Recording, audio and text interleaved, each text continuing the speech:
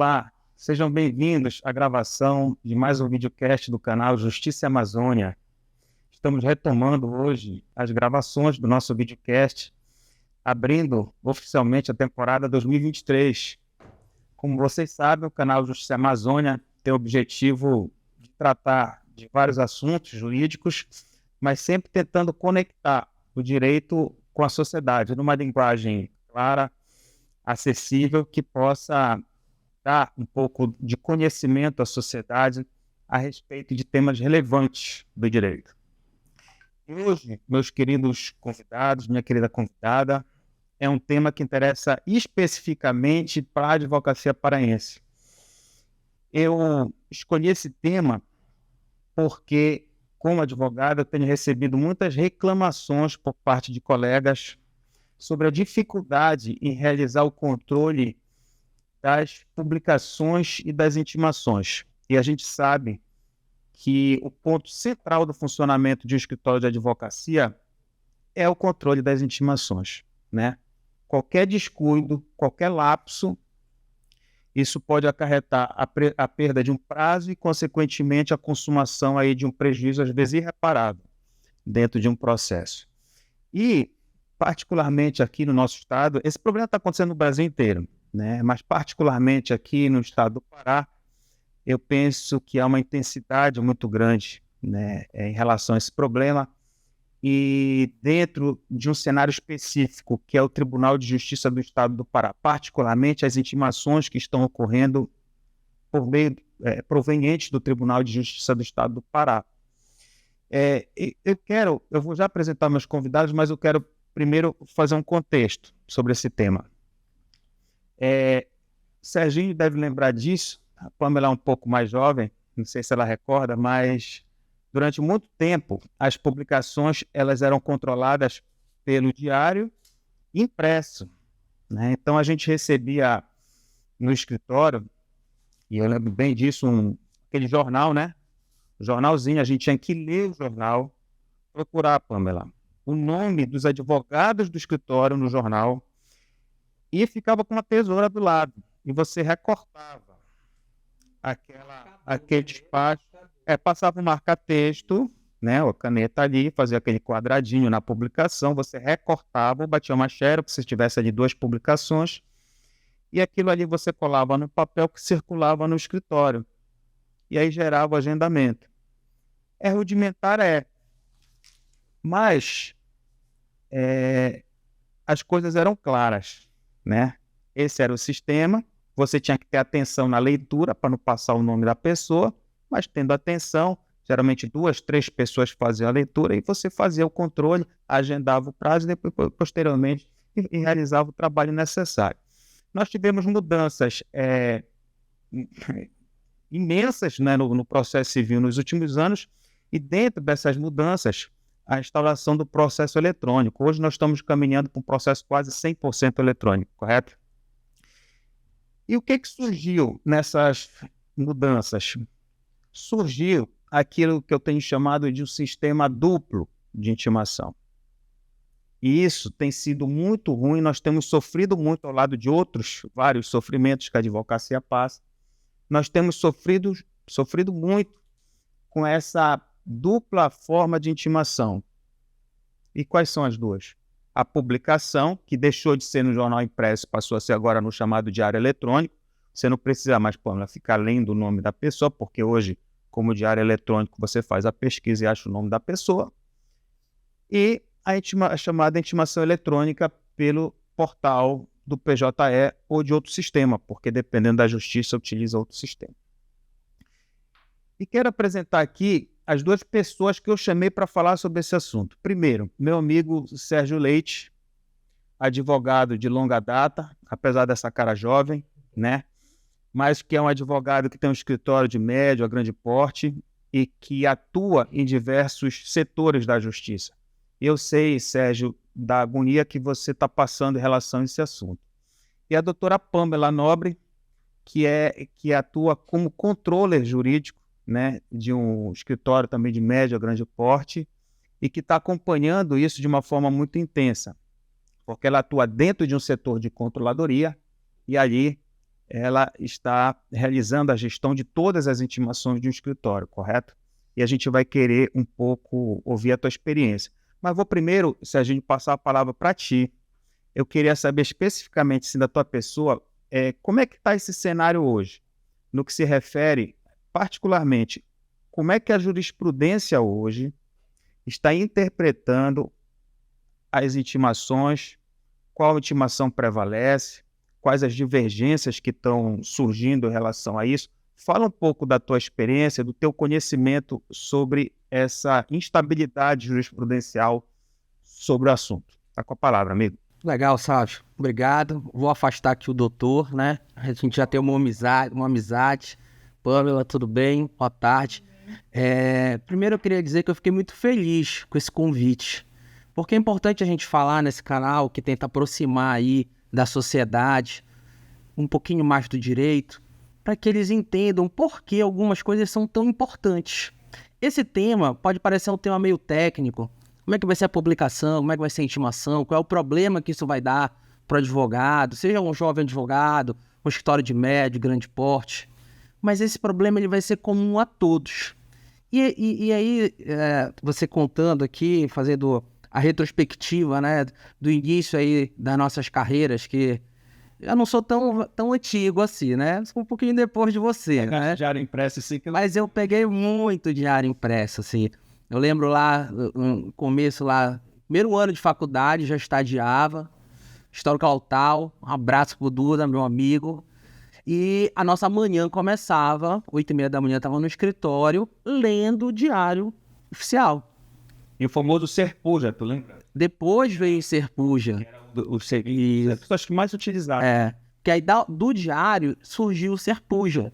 Depois eu acho que o Serpuja virou depois recorte eletrônico, até chegarmos hoje ao recorte eletrônico, que ainda existe eletronicamente. Inclusive eu uso no meu escritório. E eu ia fazer essa retrospectiva para comentar de que aquilo ali era muito trabalhoso, que a gente passava a manhã inteira lendo aquilo, mas aquilo era seguro. E eu acho que essa segurança hoje faz falta. E nós vamos abordar isso nesse tema. Por quê?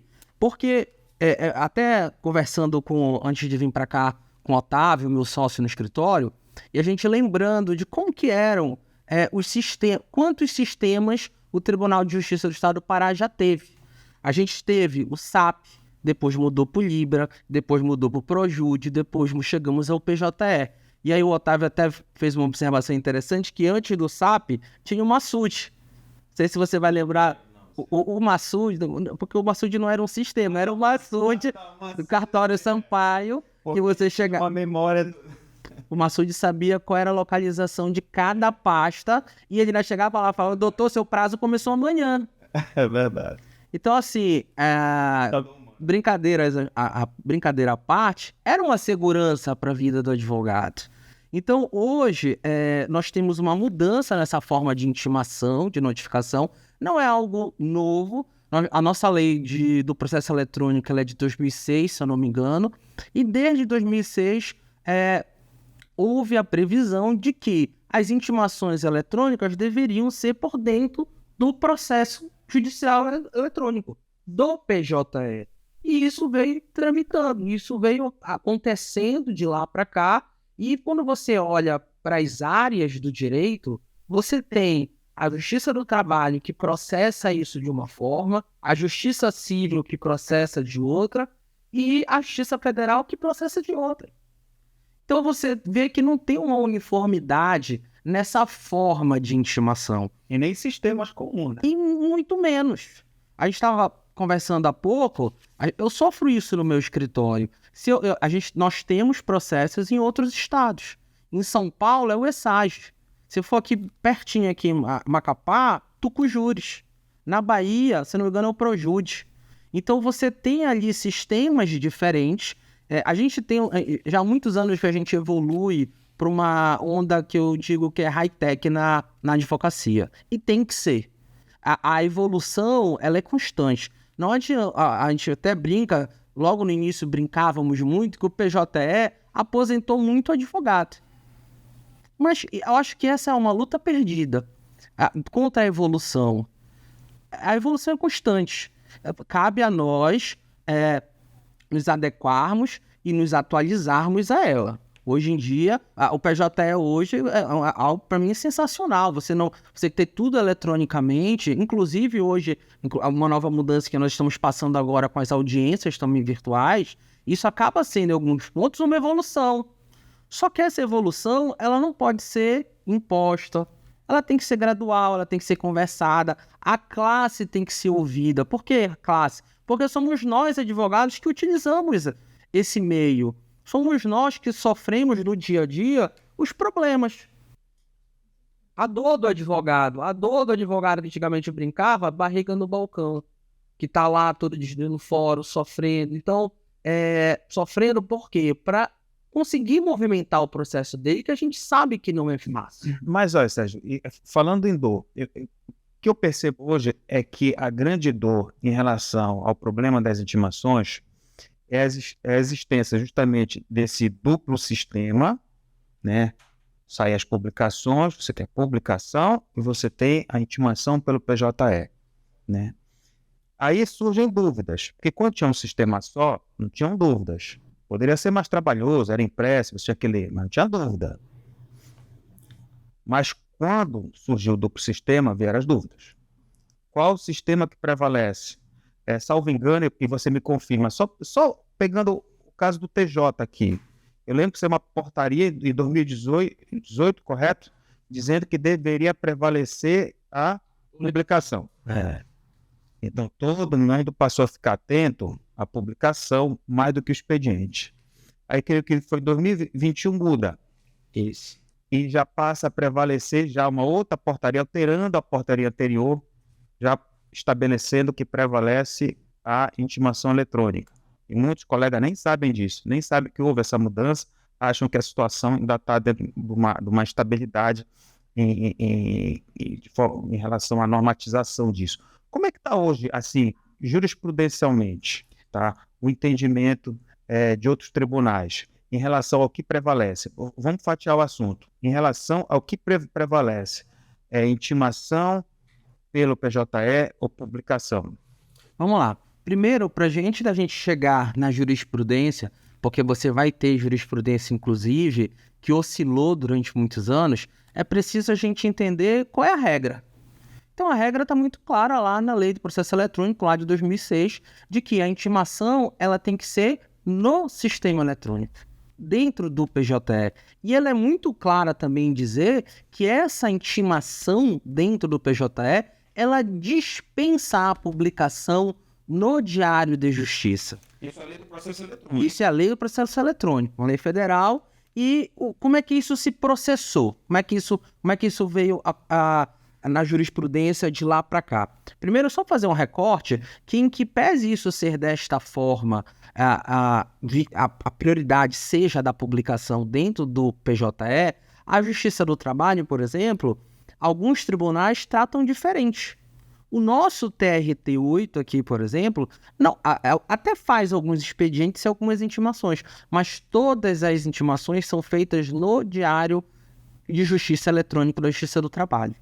Então, ele não conta esse prazo da forma como a lei estabeleceu lá no PJE, Ou seja, que ela vai te intimar no painel do advogado para você tomar ciência em 10 dias. Se não tomar ciência em 10 dias, vai ter a leitura obrigatória. Na Justiça do Trabalho, ainda continua com o daquela antiga forma, em que prevalecerá, aqui pelo menos no TRT da 8ª região, porque isso também há divergência, tem outros tribunais que utilizam já, outros regionais que utilizam o sistema, o módulo, vamos chamar assim, de intimação eletrônica. No TRT8 ainda estamos na publicação no diário, o que gera uma tranquilidade para essa área do escritório, porque ainda faz aquele acompanhamento da forma antiga. Que a tranquilidade que você fala é o seguinte, é que o advogado trabalhista hoje, se ele ficar atento à publicação, ele não perde prazo. Não perde prazo, né? Se ele esperar a publicação e agendar o prazo dali em diante, pode ser até que o expediente ele gere uma intimação posterior aos 10 dias, né, do lançamento, caso ele não faça a consulta. Mas se ele se guiar pela publicação, mas basicamente isso está acontecendo por quê? Porque no TRT8, me corrija se eu estiver errado, acho que a Pamela acompanha isso bem de perto, Pamela, as intimações do TRT8 há uma certa segurança de que 100% estão sendo publicadas, não é isso? Exatamente. Mas nós não temos isso aonde? Na área civil.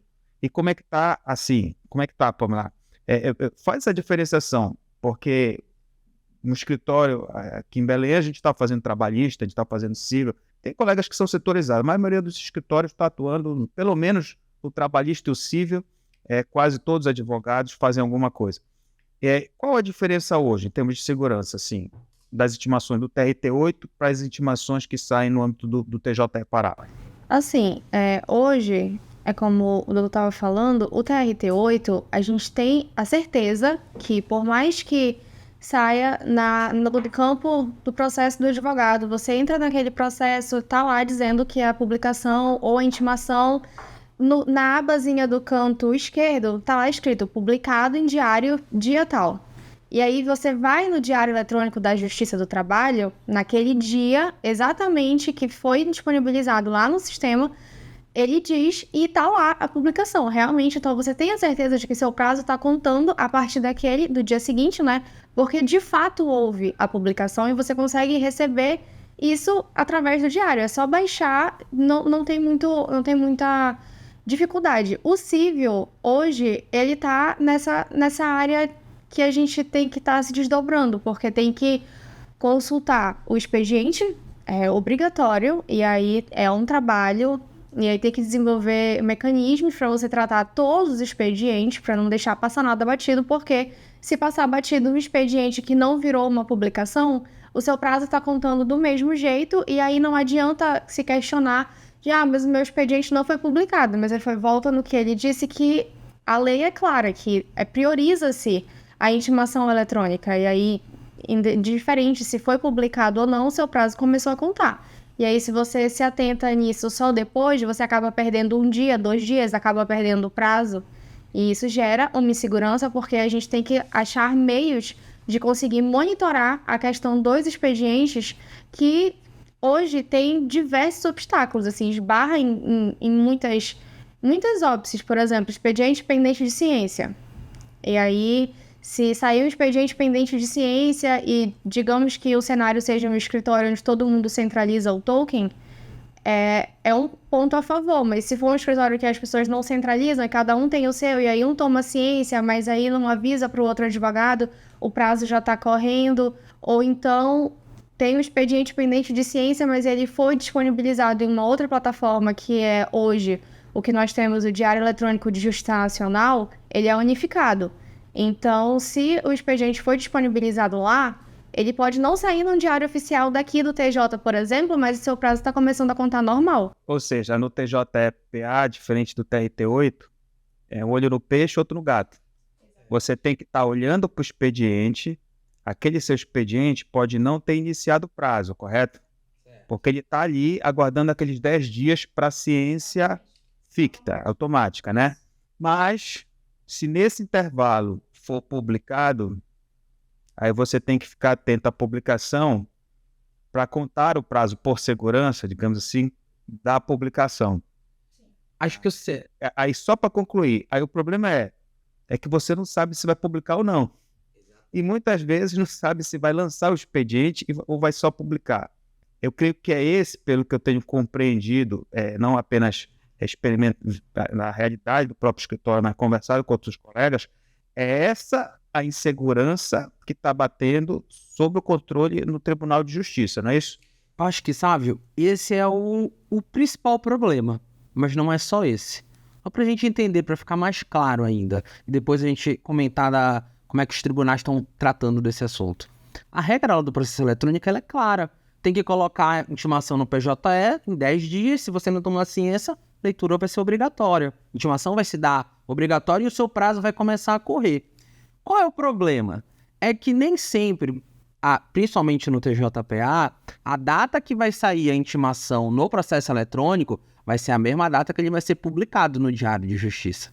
Então você tem 2 datas. E aí, eu vou contar meu prazo quando? Comecei hoje foi a minha intimação no PJE, no painel do advogado, mas só publicou amanhã ou 2 dias depois.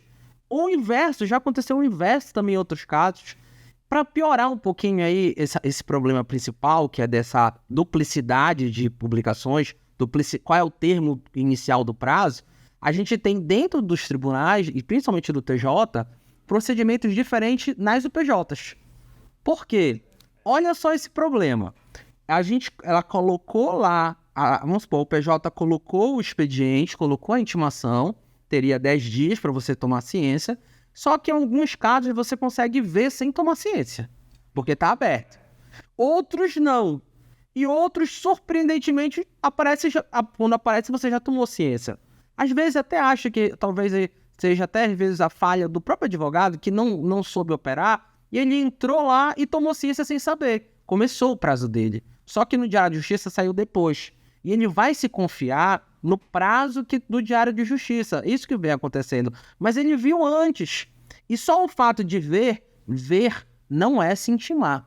Tem um botãozinho próprio lá para você se intimar. Mas só o fato de ver, em algumas UPJ, eles já consideram isso como ciência. É uma insegurança total. Porque quando você vai fazer o seu recurso, que você vai fazer o tópico da tempestividade, você vai lá, coloca lá, não, tá aqui a publicação do diário, você tá contente, colocou, subiu, inadmitido. Porque você não considerou a intimação eletrônica do PJ que foi antes. E esse vem sendo o entendimento predominante no STJ. Houve, inclusive, uma mudança de jurisprudência forte, porque logo quando a gente está falando desde 2006 começou essa discussão, né? A lei de processo eletrônico é de 2006.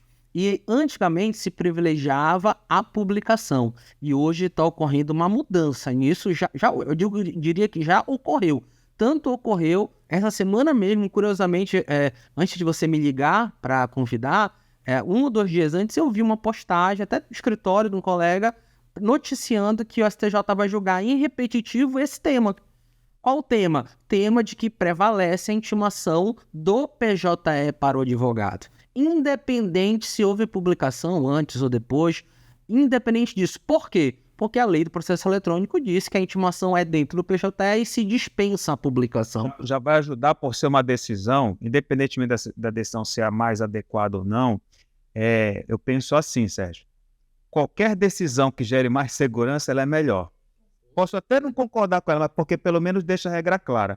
Porque se vier a decisão em tema repetitivo, que aí vai ter uma força, né, obrigatória. Aí ela disse o seguinte, olha, prevalece a intimação do expediente, né? Do expediente. Isso dará segurança para, por exemplo, numa hipótese em que a decisão foi publicada, mas que ainda está escoando o prazo para a ciência ficta, eu conte o prazo da ciência ficta, embora tenha sido publicado antes. Até para facilitar a operação do escritório, que muitas vezes você precisa de um prazo a mais. Né? A gente não tem controle dos prazos. A gente sabe que tem dia que a gente não dorme, porque tudo estourou no mesmo dia, a equipe toda fica trabalhando, tem dia que você está mais tranquilo. Então, você ter segurança em relação a isso, para você poder fazer a sua programação, eu creio que vai ser o maior ganho desse sistema repetitivo, que até para dizer para as pessoas, deixa eu ver se eu acho o número, é o tema 1180, não é isso? 1180, é isso mesmo. 1180, que deve ser julgado em breve. E ao que tudo indica, correto, Sérgio? Deve manter o entendimento de que vale o expediente. Mas ainda assim, eu creio que fica um problema em relação à nossa realidade, porque eu já vi situações, aí me corrija se estiver errado, em que sai a publicação e não sai o expediente. Porque quando sai os dois, eu digo, esse aqui está prevalecendo. Mas se aquele publicou, eu posso ficar com a situação aberta ad eterna, gera uma outra insegurança, né? Que vamos ver os termos em que esse julgamento vem, para que pelo menos ele venha apurando, né, todas essas situações, para não resolver parte da dúvida e deixar outra parte descoberta, né, atrapalhando a nossa gestão. Aí, assim, por falar em gestão, você, Sérgio e Pamela, que atuam em escritórios que lidam com vários sistemas, que estão aí junto comigo também, de outros advogados, no olho do furacão, nessa dificuldade de controlar. como é que vocês estão se organizando internamente a partir do processo eletrônico para conseguir fazer essa gestão com segurança? A gente está falando aí do processo eletrônico, por exemplo, que é necessário você usar um token para ter acesso, né? Os escritórios, não é só você, é você, seus sócios, são vários advogados associados, quem fica habilitado, quem não fica. Como é que vocês estão se adaptando para gerir, né, toda essa confusão de intimações e de entendimentos diferentes dentro de um escritório de média, grande porte como vocês? Legal a tua pergunta, até porque acho que não vai ter uma resposta correta. Talvez um faça de um jeito, outro faça de outro. Talvez o que funcione para mim não funcione para você. Mas eu acho importante a gente conversar e debater de como é que a gente está fazendo para enfrentar esse tema. Um aprender com isso é legal. Isso pode ser o advogado recém-formado ou o advogado sênior do maior escritório do nosso estado. Todos eles têm esse mesmo problema. Todos eles têm que ter a prudência de não perder um prazo. Então, o que você faz, né? Vou te dizer como a gente enfrenta isso dentro do escritório. Nós temos agradeço aí os elogios, nós temos um escritório aí de médio porte no setor privado. E a gente divide, são 3 sócios, e a gente divide em 3 áreas chaves, que representam o maior volume: trabalhista, o tributário e o cível. E uma das estratégias que a gente utilizou é centralização do token. Então nós temos 3 tokens, tudo que é da área trabalhista é só no token do Sérgio, tudo que é da área cível no token do Otávio e tudo que é da área tributária no token do Breno. Quando fala no token, significa aqueles processos. Vamos lá, se tem 300 processos tributários. Tudo no token dele, cadastrado no token dele, para as intimações saírem. Isso. Só no nome dele. Eu acho que isso já é uma boa estratégia quando você já está ali. Mesmo quando você está começando, tem 1, 2 advogados junto com você, se centralizar só no nome de um, já é uma boa estratégia para evitar perder um prazo, tá? Além disso, a gente, como é setorizado, a gente divide por área. Então, cada um faz a sua gestão diária. Então, por exemplo, até digo que a minha área nessa parte é mais tranquila, porque como o TRT8 ainda tem todas as publicações no diário publicadas, sai tudo publicado. Então, eu não tenho que ficar todo dia entrando no PJE, no painel do advogado, para ver se tem intimação para mim ou não. Isso é mais tranquilo para o advogado. Só que eu acho que só um controle não basta. Então, eu tenho 2 formas de controle em cima disso. Eu tenho um sistema, que é o Legal One, que me avisa. Então, eu controlo, ele me avisa de todos os expedientes. Então, saiu qualquer coisa lá, eu já recebo do e-mail e já vou ver o que tem. E, além disso, eu controlo as publicações. Isso já há muitos anos a gente faz assim no escritório. Sempre por 2 sistemas. A gente também tem, o próprio Legal One oferece um sistema de captura de publicações, e eu tenho um outro sistema lá que é o recorte eletrônico, que, salvo engano, antigamente era o Serpuja era aqui, não me recordo, mas é a mesma ideia de fazer a captura eletrônica. Então, o trabalhista controla dessa forma. O cível é o que sofre mais.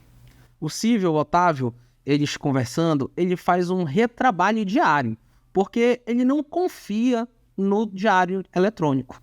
E ele não confia muito também nem no próprio painel do advogado, porque, como tu colocou, às vezes saem expedientes publicados que não foram disponibilizados do PJE.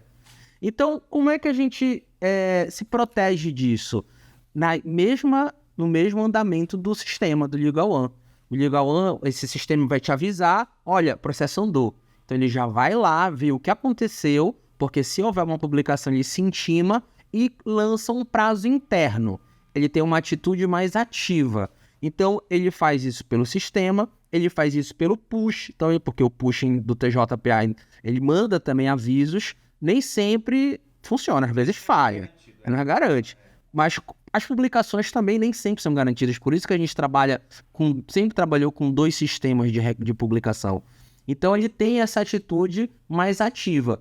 Ele não se confia só no painel do advogado, ele se confia muito mais no sistema interno do escritório. O tributário segue a mesma linha. Esse sistema, ele capta todo o andamento, não só a publicação. Não, todo o andamento. O processo for concluído. Saiu da secretaria para o gabinete ou vice-versa, você já vai receber um aviso. E aí, se o push do PJE falhar, o sistema não o sistema cobre porque ele reforma aquela movimentação. Nunca falhou conosco. Esse sistema a gente já usa já há muitos anos. E pelo que eu tenho conversado, pelo menos os principais sistemas têm sido muito seguros em relação a... E eu acho que isso é o ponto principal do nosso bate-papo, do advogado entender que, número 1, vai valer a regra da publicação na intimação eletrônica do PJE. Vai valer essa regra. Então ele tem que se preocupar, não se preocupar só com a publicação no Diário de Justiça normal, porque às vezes não vai acontecer. Ele tem que entrar lá no painel do advogado, principalmente no civil e no tributário, para ter uma atitude ativa para que ele não perca o prazo. Mas não se confie só nisso. Tenha um sistema bom de controle de prazos e de controle de andamentos, para que você consiga monitorar os andamentos do seu processo. É um double check, né? Para você ter mais segurança, sobretudo nas situações em que não há tanta segurança como no TJE Pará. Você, Sérgio, assim, a tua experiência foi dividir o escritório, né? Dividir o controle das intimações em 3 áreas e botar um advogado, um sócio, no caso, o coordenador de cada área para fazer o controle de cada setor. A Pamela, acho que tem uma experiência um pouco diferente, porque ela é controller, né, Pamela? Então, no seu caso, já houve a criação de uma controladoria para centralizar, ou seja, em vez de dividir aquele controle em 3 pessoas em etapas isoladas, né, criou-se um setor, né, chamado controladoria, e você é a controller, para fazer essa gestão. E aí, como é que se consegue fazer essa gestão, no seu caso, que ainda é mais amplo, porque é um setor só, uma pessoa com uma assessoria ali, gerindo vários sistemas? Então, hoje, o escritório, ele também um escritório de médio porte que também conta com o suporte do sistema do Legal One. Mas aí, na questão da área do civil, por exemplo, já que a gente já conversou aqui, o trabalhista ele tem a opção bem mais tranquila. Saiu, o Legal One me avisa quando sai uma publicação, ele também comunica a questão dos andamentos e a gente olha no diário, foi publicado, a gente consegue ter essa segurança, então é bem mais fácil o trabalho da controladoria hoje. Mas, por exemplo, na questão dos cíveis, vocês estavam falando de um double check, então hoje na controladoria são 3 checks. Então, basicamente, a rotina da controladoria hoje é olhar os expedientes e aí também adotou-se essa estratégia que eu acredito que eu já também conversando com outros colegas advogados, hoje tem sido cada vez mais frequente usar a estratégia de concentrar em um token. Por exemplo, de uma pessoa específica do escritório para conseguir... Todo o escritório, todas as áreas. Para conseguir ter esse controle de tudo em um lugar só, porque aí você acaba fechando outras portas para não acabar fazendo controle de 5 tokens, de 7 tokens, ou de acabar de ter 2 advogados do mesmo escritório habilitados no mesmo processo, saiu um expediente, um deles por algum descuido tomou ciência, o prazo já iniciou, esqueceu de avisar o outro, e aí criaria-se um pequeno caos. E abrindo parênteses aí, né? Porque olha o que o PJE nos obrigou a fazer. O token, né, para quem não sabe, porque também às vezes tem pessoas que não são advogados estão acompanhando, o token, né, é um certificado digital por meio do qual nós realizamos o protocolo. Basicamente aquilo ali é um cheque branco, é sua caneta fazendo sua assinatura ali na mão de qualquer um que tenha a senha, correto? Então, essa ferramenta na mão de uma pessoa que não seja você, ela pode peticionar por você. O que ela escrever e lançar nos autos com a sua senha vai estar valendo. Então, essa gestão, como no caso de uma controladoria, exige você fazer uma cessão do token, né? Sim. Um terceiro. E eu já vi em alguns escritórios, por exemplo, eles assinam termo de cessão.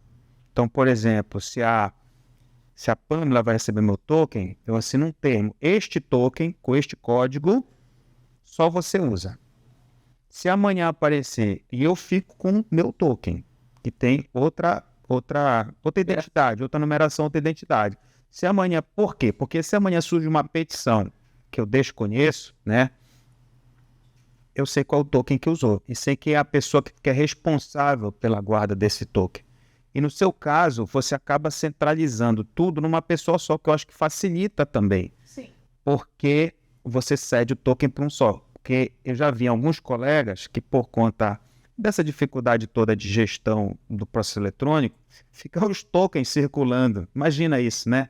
3 tokens circulando no escritório, todo mundo usando sem nenhum tipo de controle. No seu caso, a sua experiência é de centralizar todas as intimações em um token só, não importa a área, não importa se aquele advogado atua ou não no processo, é aquele token, aquele advogado que ele é habilitado em todos os processos, só para efeito de melhor controle das intimações. Exatamente. Porque, por exemplo, no trabalhista não há essa necessidade.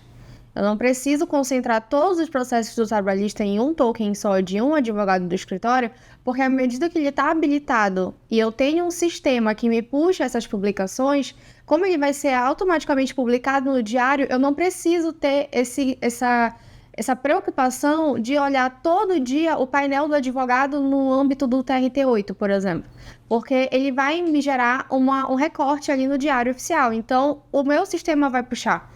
No civil, não. Se vier um expediente que, porventura, ele não foi publicado, o meu sistema não vai puxar. Então, eu preciso entrar no PJE, preciso ir lá no painel do advogado, tomar conhecimento daquelas 4 abinhas ali, pendente de ciência, prazo dado pelo sistema, ou decorreu os 10 dias do prazo ficto, já começou a contar. Então, isso tem que ser feito todo dia, porque acontece de sair um expediente e ele não vai ser publicado em outro lugar.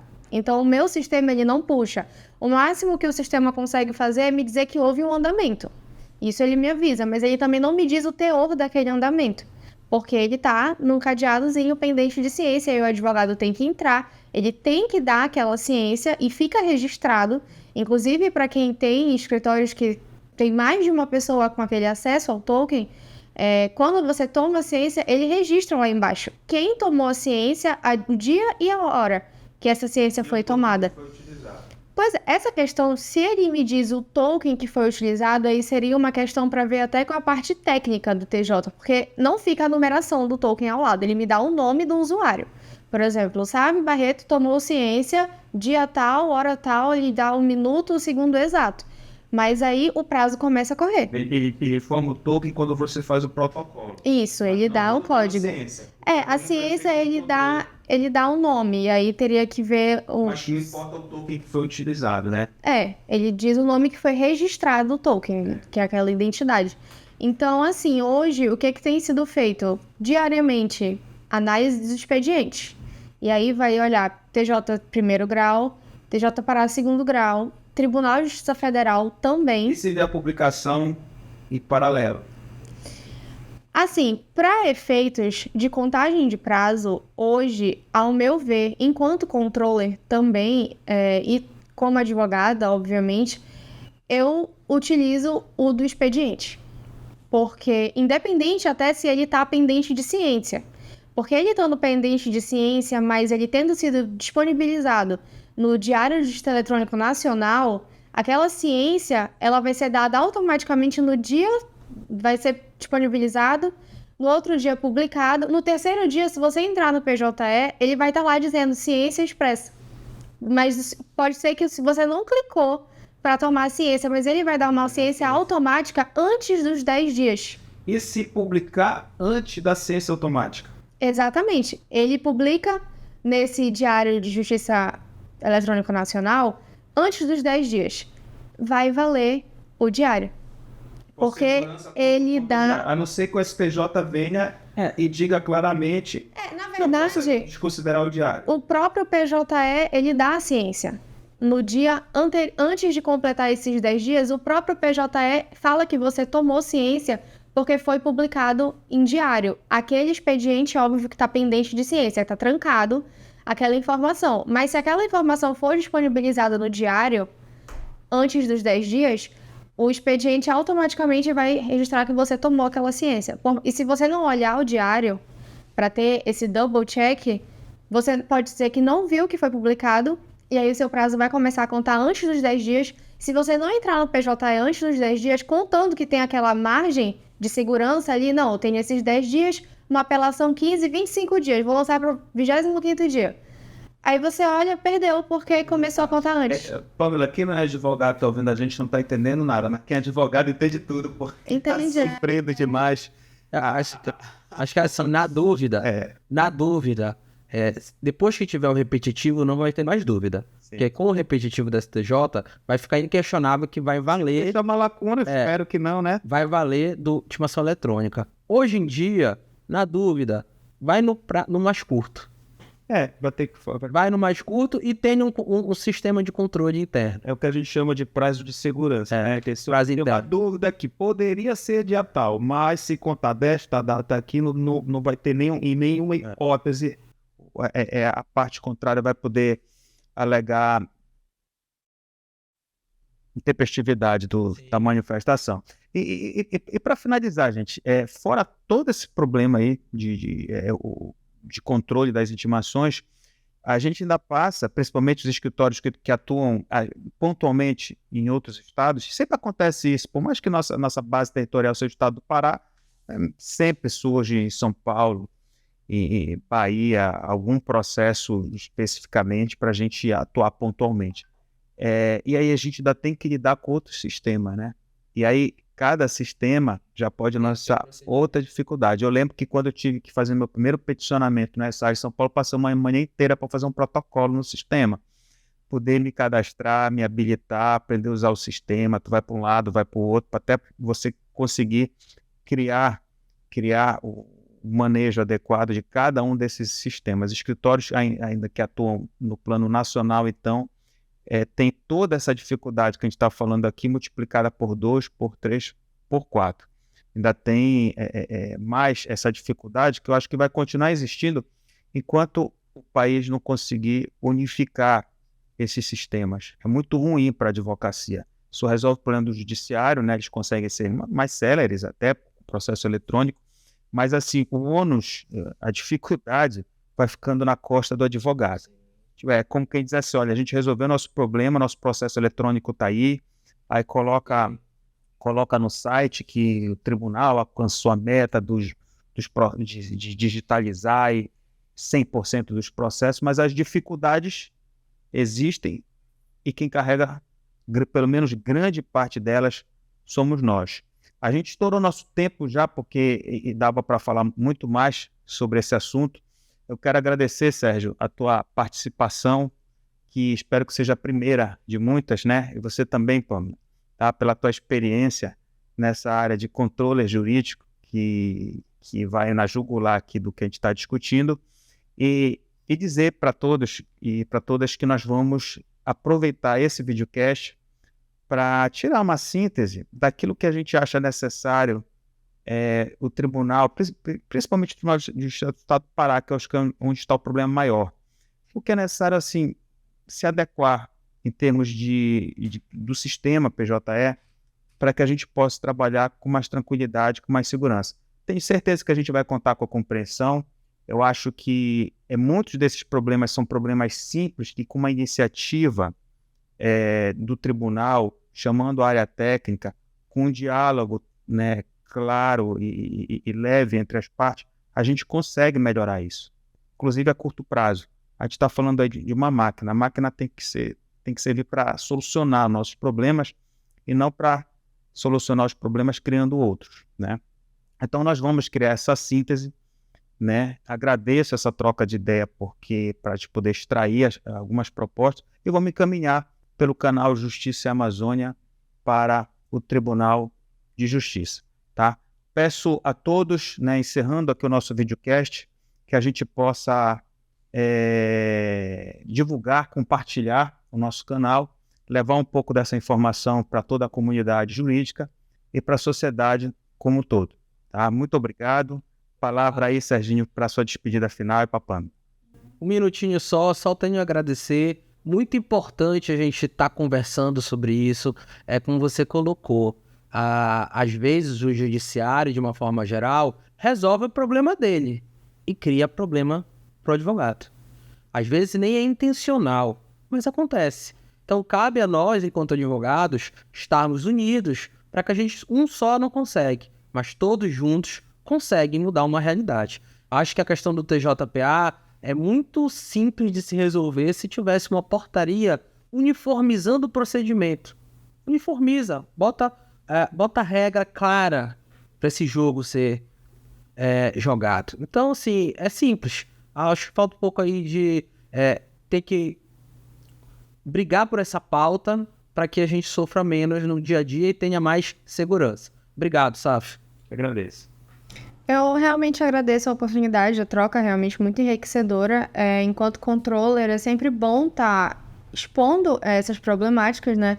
E é como o Dr. Sérgio falou, essa questão, uma simples portaria, eu acho que resolveria esse escuro que hoje a gente se encontra, porque a gente não sabe se conta um prazo de um expediente, se conta de uma publicação, ou se tem um prazo de 10 dias de segurança, ou se já não tem mais esse prazo também, porque a qualquer momento ele pode vir a virar uma disponibilização em diário. E aí eu acredito que seria realmente muito interessante e muito efetivo se o nosso tribunal, especialmente o nosso tribunal, se ele tivesse essa uniformização, porque aí eu acredito que tranquilizaria a vida do advogado e aí teria uma regra geral também para o tribunal. Seria ali um regimento em que o próprio tribunal também teria segurança de não, mas o advogado perdeu o prazo, a gente já tem esse regimento, e aí se atentar, né? Mas eu acredito que é uma saída que não tem para onde fugir, é uma era digital. Realmente eu não peguei a época do diário de papel, né? E acredito que hoje é muito mais fácil, a pessoa dá um Ctrl F no diário, coloca o nome, já encontra. E seria maravilhoso se realmente tivesse essa padronização, porque aí evitaria muitos prejuízos para o advogado, para o cliente, para o próprio escritório. E é isso, mas obrigada pela oportunidade realmente dessa troca e foi muito engrandecedor. Eu que agradeço. Tá? Quero agradecer também em especial, novamente, a dupla comunicação, aqui na pessoa do meu amigo Giovanni e a doutora Tamisa, que está aqui sempre nos bastidores, nos ajudando na organização. E, finalmente, a todo mundo que está aí acompanhando a live, que acompanhou durante aqui quase uma hora de transmissão. Pessoal, um grande abraço, tá? Nós vamos, a partir de agora, sempre transmitir a gravação ao vivo, porque, né, quem sabe faz ao vivo, né? Então, isso vai ser gravado, depois vai sair o videocast, né, já editado, mas a gravação sempre ao vivo, transmitida pelo Instagram. Um abraço, gente. Até a próxima.